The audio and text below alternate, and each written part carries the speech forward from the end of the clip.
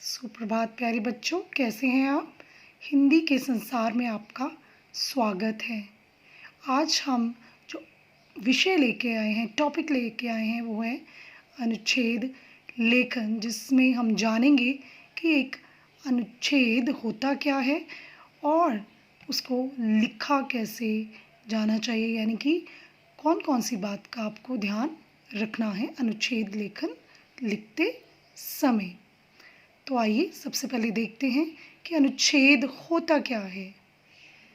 किसी विषय पर मन में आने वाले भावों और विचारों को 10-12 वाक्यों में लिखना अनुच्छेद लेखन कहलाता है। तो बच्चों, जब भी आपके मन में कोई भाव आता है, कोई विचार आता है, कोई चीज़ देखते हैं आप और लिखना चाहते हैं उसके बारे में, तो वे 10-12 वाक्यों में अगर आप लिख देते हैं तो अनुच्छेद लेखन कहलाता है। अगर आप उसे ज़्यादा वाक्यों में लिखते हैं या बहुत बड़ा लिखते हैं तो वो अनुच्छेद लेखन नहीं रह जाएगा, बल्कि निबंध लेखन हो जाएगा। ठीक है, तो अनुच्छेद लिखते समय ध्यान रखें कि वे 10-12 वाक्यों से अधिक नहीं होना चाहिए। ठीक है बच्चों, अब हम ये जानते हैं कि अनुच्छेद लिखते समय क्या क्या बातें ध्यान में रखनी है। ठीक है, पहले तो आप कोई भी चीज़ देखते हैं, कोई घटना घटती है, उसको आप कॉपी पे लिखना चाह रहे हैं, तो पहले देखिए उसका क्रम क्या था। तो अगर हम क्रम से लिखेंगे कोई बात तो उसको समझाना बहुत आसान हो जाता है।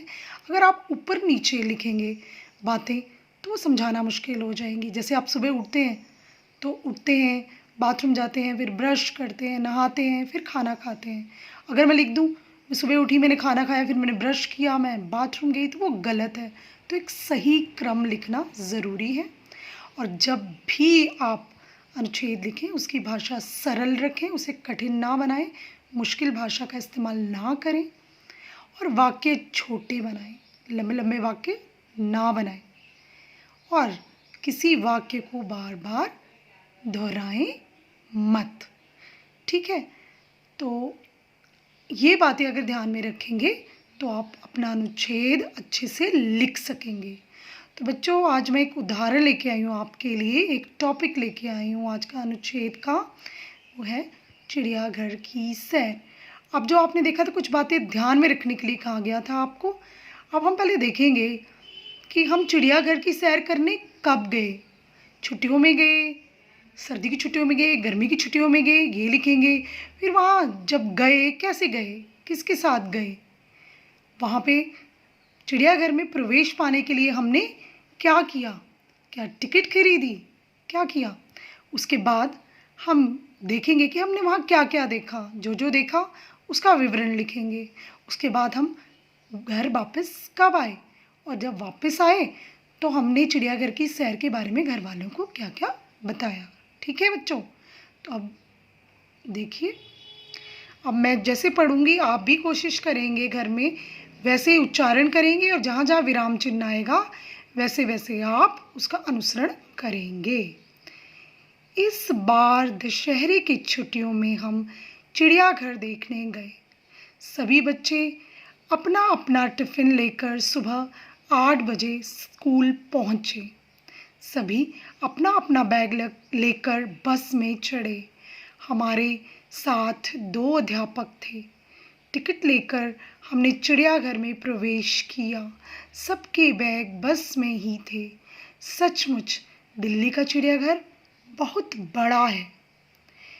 यहाँ हमने हिरण, बाघ, गैंडा, बारहसिंगा, नीलगाय आदि जानवर देखे। चिंपैंजी देखने में बहुत मज़ा आया। दोपहर का भोजन करके हम पक्षी घर की तरफ गए, जहाँ अनेक रंगों के तोते, चिड़ियाँ तथा मोर थे। इनकी मीठी आवाज़ सुनकर मन खुश हो गया। अब शाम हो चुकी थी। सभी लोग बस में बैठकर वापस आ गए। घर आकर मैंने अपनी छोटी बहन को जानवरों व पक्षियों के बारे में बताया। वह भी बहुत खुश हुई। मेरे लिए चिड़ियाघर की सैर एक यादगार बन गई।